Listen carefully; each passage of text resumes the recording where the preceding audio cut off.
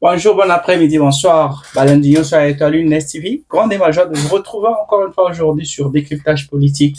Bien sûr, pour parler politique. Alors, un peu comme on essaie de s'habituer, l'actualité, encore une fois, reste dominée par la mort de Willy Ngoma. Et à part Willy Ngoma, on parle aussi du général Sultan Makemba qui serait mort. Jusque-là, on n'a pas encore la confirmation.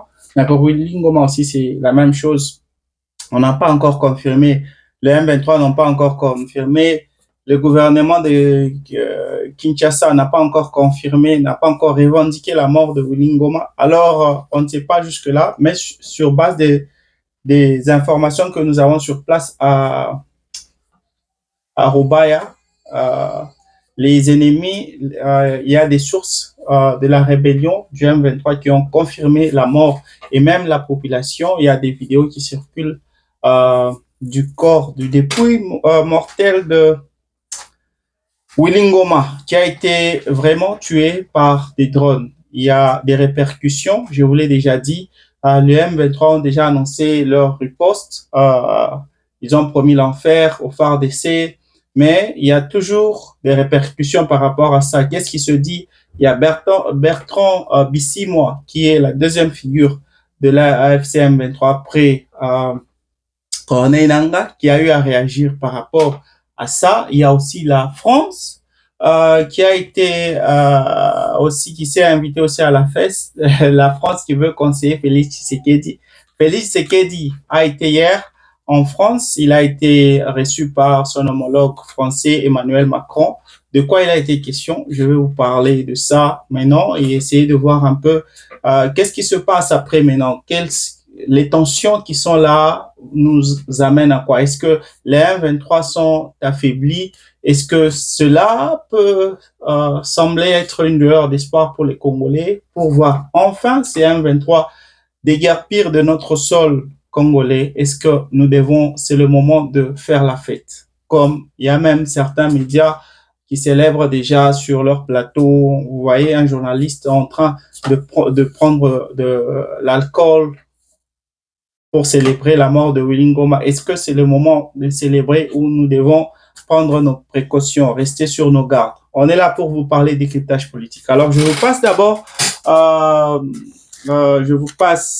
c'est qui ça? Un reportage d'abord de nos confrères de France 24 qui ont eu à faire un reportage par rapport, bien sûr, à la visite du chef de l'État, le président de la République, Félix Tshisekedi. Ils ont dit quelque chose par rapport à ça. Et puis, il y a aussi la visite, bien sûr, de Félix Tshisekedi à son homologue Emmanuel Macron. De quoi il a été question? On parle même de la faiblesse maintenant de M23. On suit ça. Le 23 dans l'est de la République démocratique du Congo, des forces gouvernementales mènent des frappes appuyées par des drones sur plusieurs fronts. Nous ferons le point à Kinshasa et nous serons en direct avec le chercheur Henri Pacifique Mayala pour plus de décryptage. Mais d'abord, la visite de Félix Tshisekedi à Paris. Le président de la République démocratique du Congo a été reçu par Emmanuel Macron. Le président français a insisté sur la nécessité d'un cessez-le-feu et d'une solution politique durable dans l'est de la République démocratique du Congo. L'est où les forces gouvernementales mènent des frappes sur plusieurs fronts contre le M23, notamment à proximité de l'un des principaux gisements de coltan au monde, avec l'appui de drones. Les précisions à Kinshasa d'Aurélie Bazaraki-Bangoula. Selon plusieurs sources sécuritaires, les Wazalendo, ces milices locales qui appuient l'armée congolaise, ont mené des attaques simultanées dans le territoire de Massissi, dans la province du Nord Kivu. Alors la veille, des rebelles du M23 ont été touchés par une frappe de drone à proximité de la cité minière de Rubaya. Alors depuis plusieurs semaines, les affrontements se sont intensifiés sur plusieurs lignes de front, comme dans la région des Hauts-Plateaux, dans le sud Kivu, particulièrement la localité de Minembwe, mais aussi aux alentours de l'aéroport de Kavumu. Dans cette zone, les forces armées congolaises sont appuyées par des troupes burundaises. Alors sur ses réseaux sociaux, Laurence Kainyuka, l'un des porte-parole de la FCM 23, a dénoncé à plusieurs reprises une offensive d'envergure lancée contre les positions rebelles. Les autorités congolaises, elles, ne se sont pas encore exprimées sur ces derniers combats. Seul le ministère de la Défense a posté mardi une image sur ses réseaux sociaux pour rendre hommage aux forces armées congolaises qui sont au front. Alors cette intensification des combats intervient alors que plusieurs cessez-le-feu ont été décrétés sans que visiblement cela puisse mettre fin au combat. Henri Pacifique Mayala, chercheur à l'Institut Eboutelli, est notre invité ce soir. Bonsoir, merci beaucoup d'être avec nous. Tout d'abord, on va évoquer la mort de Willy Ngoma. A-t-elle eu un impact concret sur le terrain ou est-ce purement symbolique ? Jusque-là, pas d'impact constaté dans les faits, parce qu'il faut aussi le dire que ce n'est pas pour la première fois que cela arrive. Déjà autour de 2024, en début de l'année, il y avait un des forces des principaux commandants chargés des renseignements à l'époque, le colonel Erasto, qui a été ciblé et abattu par les FARDC. Après ça, il y a eu en début de l'année 2025 le colonel Makanika qui a été aussi ciblé et abattu par les FARDC. Et maintenant, il y a le colonel Willy, pour ne citer que cela. Il n'y a pas de configuration majeure sur le terrain jusque-là, mais il y a à craindre à ce qu'il y ait une intensification des affrontements de part et d'autre. Alors justement, est-ce que le M23 est-il fragilisé? Assiste-t-on à un retournement de situation? On a vu le M23 tout puissant avancer, prendre ville par ville, et là, est-ce qu'il y a un sursaut des FARDC? Je ne pense pas.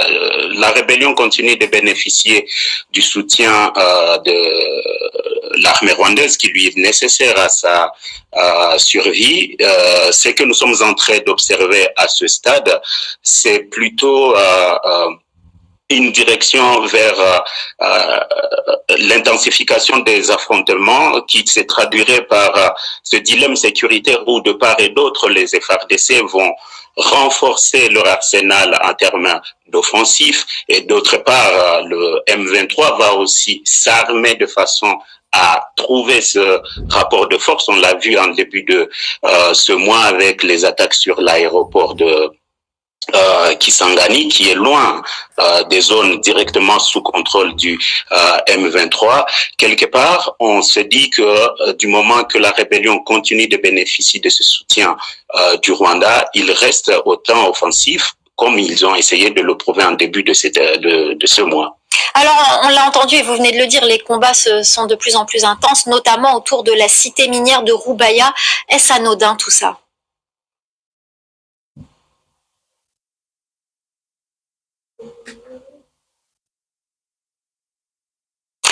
Visiblement, Est-ce que vous m'entendez, Henri Pacifique? Oui. Henri Pacifique, on a perdu la connexion. Je vous repose la question. Les combats s'intensifient notamment autour de Rubaya. C'est une cité minière. Est-ce que tout cela est anodin?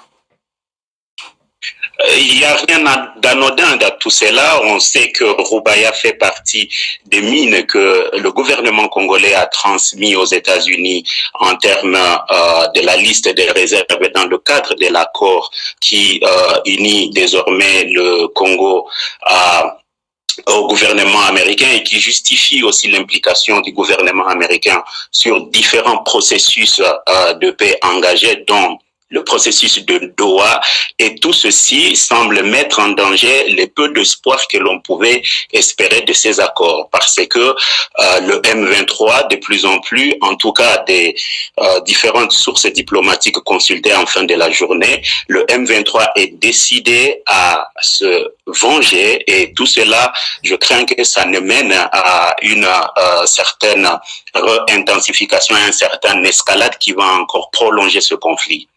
Est-ce que les États-Unis sont directement impliqués dans cette percée? On parle d'appui de drones. D'où viennent ces drones? Est-ce que ce sont les drones de l'armée congolaise?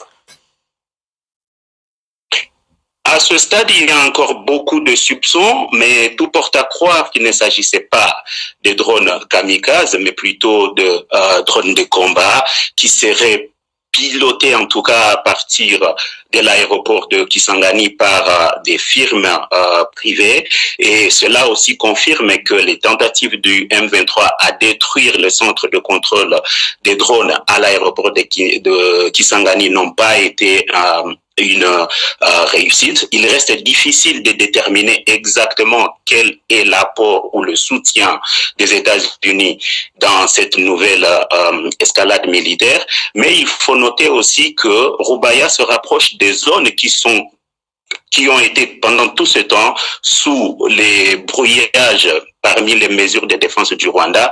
Et donc, si les FARDC peuvent aujourd'hui attaquer aussi près des frontières du Rwanda ou aussi près de Goma, désormais la capitale de la rébellion, ça porte à croire qu'il y a un renforcement en matériel militaire, et il sera peut-être intéressant de continuer à suivre et creuser pour comprendre d'où serait venue cette technologie. Alors, où en est-on du cessez-le-feu? Il y a plusieurs processus, celui de Luanda, celui de Doha, celui de Washington, et il y a une équipe de la MONUSCO qui est à Uvira, qui est censée préparer aussi un cessez-le-feu également. Où en est-on de ces processus? En début de cette année à Doha, on signait, entre autres, les termes de référence qui devraient mettre sur pied ce mécanisme élargi sur la vérification des violations des cessez-le-feu. Mais comme vous pouvez l'imaginer, avec tout d'abord les frappes sur Kisangani, au lendemain même de la signature de ces termes de référence, la logique militaire s'intensifie. Tout porte à croire que les protagonistes ont très peu de volonté politique à pouvoir engager davantage sur des solutions diplomatiques. Et malheureusement, je crains que cela ne frustre la médiation. Et on pourrait bien se rappeler que c'est plus de 3 fois maintenant que l'Angola, en tant que médiateur, appelle à l'instauration d'un cessez-le-feu, mais qui malheureusement n'est pas du tout respecté. Je crains de voir l'engagement de différents médiateurs continuer, et je crains même de voir le processus de Doha en soi qui, dans une certaine mesure, commençait à présenter certaines évolutions, quoique timides, pouvoir continuer et faire son chemin. Merci infiniment Henri Pacifique Mayala, chercheur à l'Institut Ebotelli.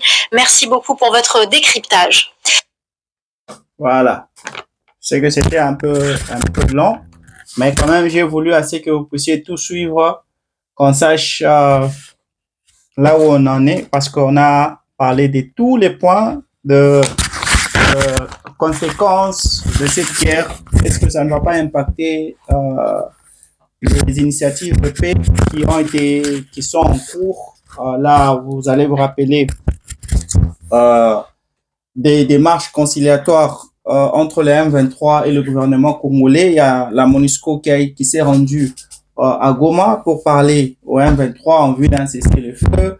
Il y a l'Union européenne qui s'était rendue pas seulement à Goma, mais à Kinshasa et après au Rwanda, parce qu'on veut à ce qu'il y ait d'abord un cessez-le-feu avant même de continuer avec les pourparlers afin d'arriver à un consensus probablement à Doha afin de mettre un terme à cette offensive rwandaise avec ses supplétifs du M23. Alors, quelle a été la réponse de Bertrand Bissimois, qui est, comme je l'ai dit en début de l'émission, qui est la deuxième personnalité de ce mouvement de rébellion du M23. Alors, voici ce que Bertrand Bisimwa a dit.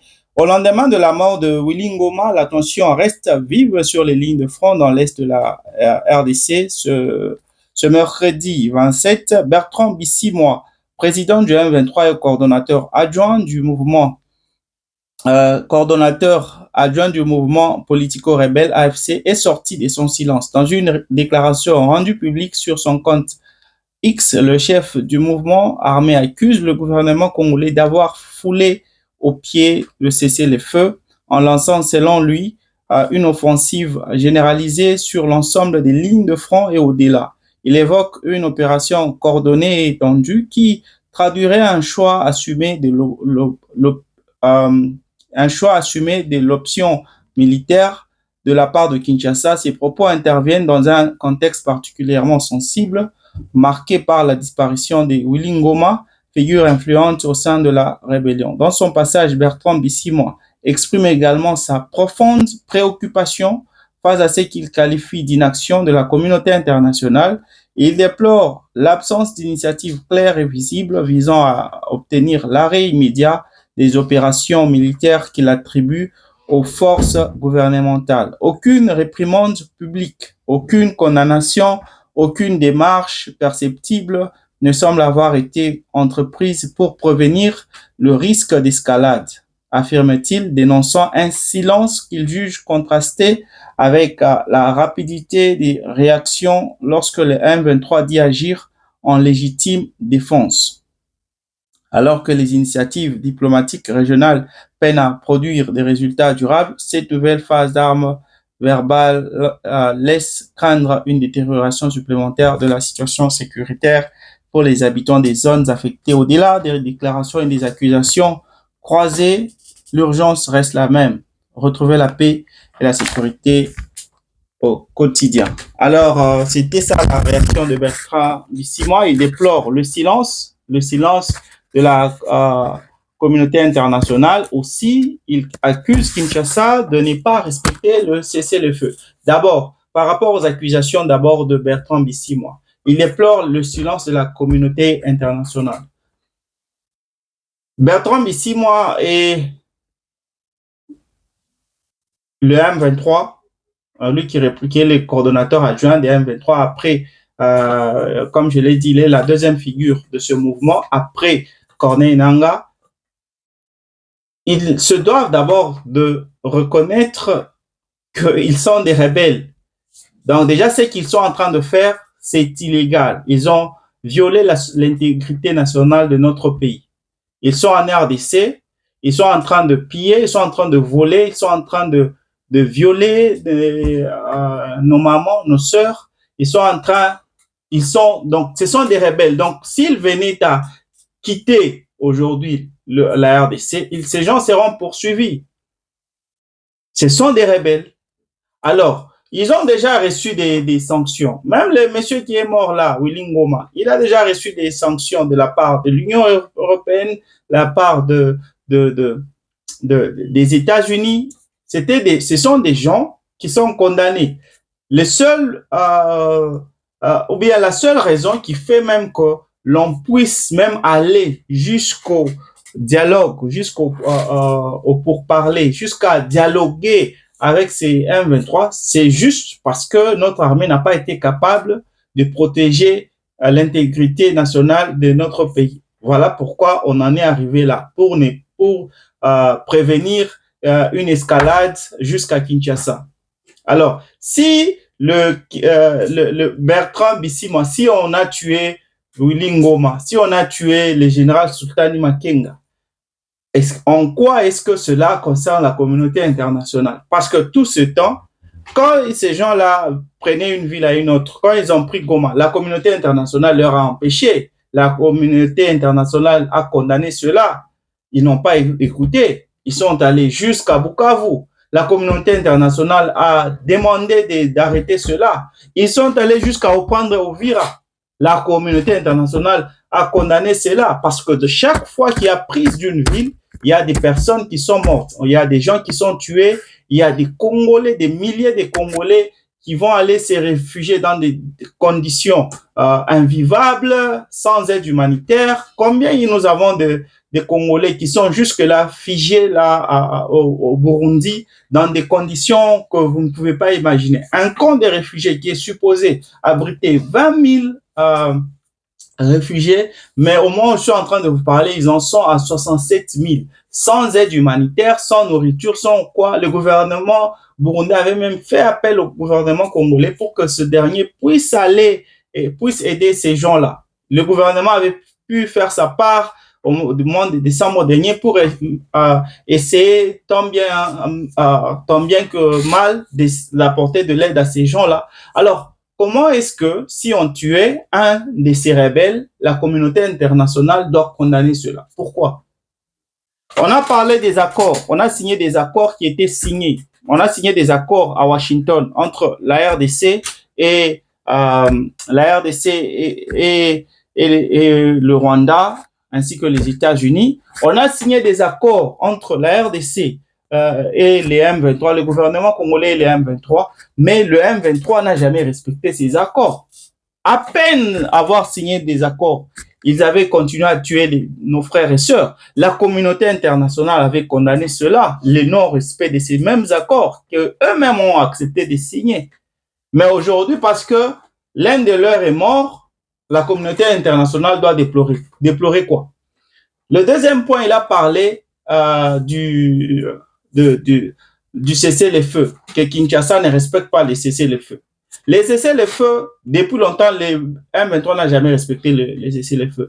Le dernier en lieu est celui de l'Angola, celui qui a été annoncé par Joao Lourenço, celui qui a même initié cela. Il a parlé aux parties prenantes, il a parlé à Tshisekedi, il a parlé aussi au M23. Il leur a dit, vous devez d'abord observer un cessez-le-feu pour qu'on puisse aboutir à un consensus par rapport à cette situation qui commence à s'éterniser, parce que vous devez continuer à signer les 6 protocoles d'accords qui restent par rapport aux accords que vous avez signés à Doha.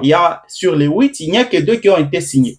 Alors, pour arriver à ça, vous devez arrêter d'abord, observer un cessez-le-feu. Kinshasa a accepté cela, le président Félix Tshisekedi a accepté d'observer un cessez-le-feu, mais eux n'ont pas respecté. Ces mêmes gens étaient les premiers à dire non, on ne veut pas, on ne peut pas observer le cessez-le-feu parce que nous, on n'a pas été invités en Angola. Alors comment nous on peut signer on peut observer le cessez-le-feu? Nous, on n'était pas invités. Nous, on se base seulement sur les accords qu'on a signés à Doha. On se fie de ces accords de l'Angola et autres. Maintenant, quand on vous amène la guerre que vous voulez, non, ça a toujours été comme ça. Chaque fois que ces gens ici pleurent, quand ces gens ici sont attaqués, ils commencent à parler, Kinshasa viole les accords de cessez-le-feu. Mais quand c'est nous qui sommes victimes, oh non, on ne fait que répondre à leurs attaques. Jusqu'où? Jusqu'où? Et puis, je me dois de vous signaler que cet homme qui a été tué, Willy Ngoma, il a 2 nationalités. Il est né d'abord au Rwanda, et puis il a pu se procurer d'une nationalité congolaise. Donc, c'est quelqu'un qui a 2 nationalités. Si vous prenez son nom, son vrai nom, c'est un Rwandais. Même les Ngoma, là, on a coupé. Je ne sais pas, il y a Ingirwa ou quelque chose du genre, mais c'est un Rwandais. Vous voyez. Alors, à tous ceux-là qui ont dit, en tout cas, Congolais, Baboma, Congolais, à trahir Congo, et puis Willy Ngoma, c'est quelqu'un qui est né au Rwanda. C'est un Rwandais qui avait 2 nationalités. Il avait une nationalité congolaise et une nationalité rwandaise. Vous comprenez? Alors, dire aussi que le M23 a été affaibli parce qu'on a tué l'un des leurs. En tout cas, on n'a pas, vous l'avez suivi dans le reportage que je vous ai passé, le président leur président, c'est pas la première fois qu'on tue les leaders de ce mouvement. Aussi longtemps que le Rwanda continue à aider ces gens-là, ils seront toujours forts ils seront toujours mieux organisés. On va juste remplacer la personne qui est morte avec quelqu'un d'autre parce que ce sont des soldats. Les Rwandais a plusieurs soldats, des leaders.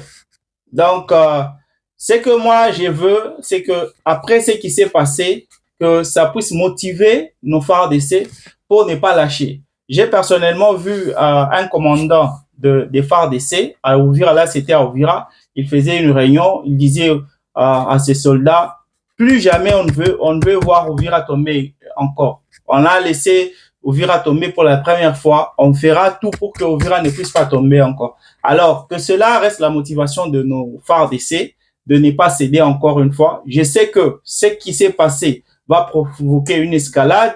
En tout cas, que nos FARDC soient prêts, que ceux-là qui nous aident, parce qu'il y a l'Amérique, je vous ai dit ça hier, la nouvelle technologie qu'on a reçue, c'est juste une petite aide qu'on a reçue des États-Unis. J'espère vraiment que les États-Unis ne vont pas nous lâcher, parce que ce qu'on est en train de faire pour le moment, bien que ça soit triste, je dois quand même vous le dire, on est en train d'aider les Américains à récupérer, à avoir une mise sur la mine de Rubaya. Parce que il y a pas, Rubaya se trouve, c'est une cité du territoire de Massissi.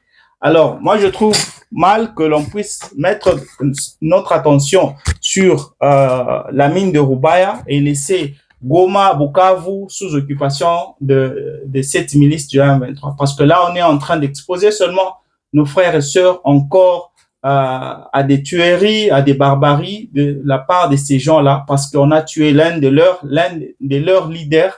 Alors, ils vont chercher à se venger. Et qui vont payer les pots cassés? Nos frères et sœurs qui vivent encore avec ces gens-là à l'est du pays. Moi, j'aurais voulu que l'on puisse miser toute notre force sur la récupération des villes qui sont encore contrôlées par ces mouvements du M23 pour que nous puissions parler finalement d'une liberté totale, qu'on puisse.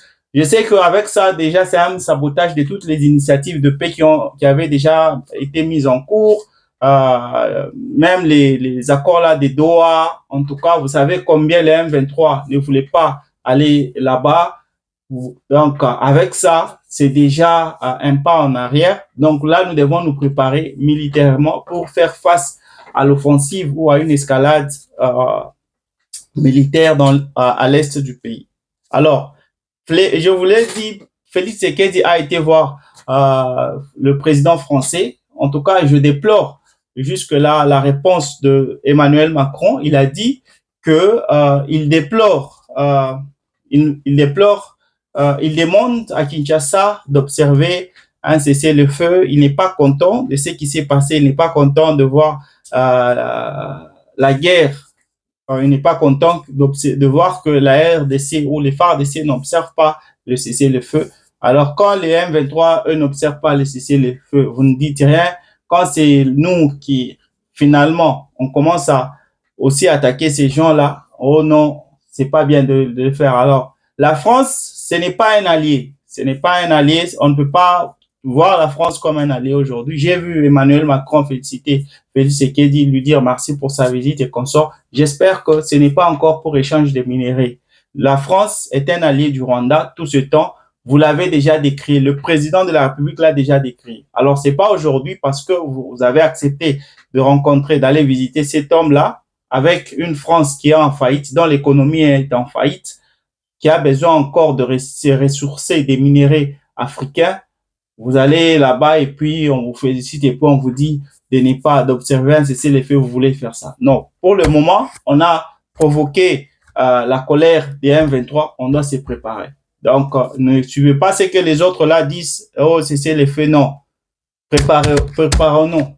Et j'aurais souhaité que dans cette relation entre Félix Tshisekedi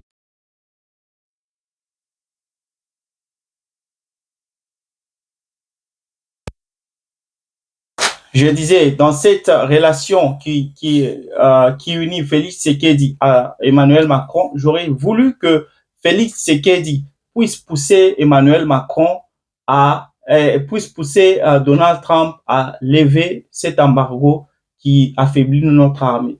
Nous voulons être capables de nous procurer toutes les armes de dernière technologie. Ça fait partie des faiblesses de notre armée. Vous savez, depuis les années 2000, on avait reçu, écopé d'un embargo. On ne pouvait pas acheter d'armes. Sous Félix Tshisekedi en 2021, après beaucoup de plaidoyer, on a finalement allégé cet embargo. Donc, on peut acheter des armes, mais les armes doivent être autorisées par les États-Unis. Donc, on ne peut pas acheter tout ce qu'on veut. Donc, le président peut utiliser de sa relation avec Donald Trump pour dire non, enlève ça. On a déjà une MONUSCO qui est inutile en RDC. Alors, permettez-nous au moins d'être capables de nous acheter toutes les armes que l'on veut. Le président a mis à la disposition de l'armée un budget qui est vraiment colossal, qui peut permettre à ce que l'armée puisse être mieux rémunérée, l'armée puisse être mieux armée pour qu'on puisse faire face à l'offensive de cette rébellion. Il n'y a pas que les M23, on en a beaucoup, plus de 120 groupes armés. Alors, si notre armée est forte, on peut facilement protéger nos minéraux, protéger nos populations et mettre fin à ces guerres qui nous sont imposées depuis des décennies en RDC. Mesdames et messieurs, c'était Décryptage politique avec votre frère Francis. On se retrouve demain avec la même force, la même énergie. Bye.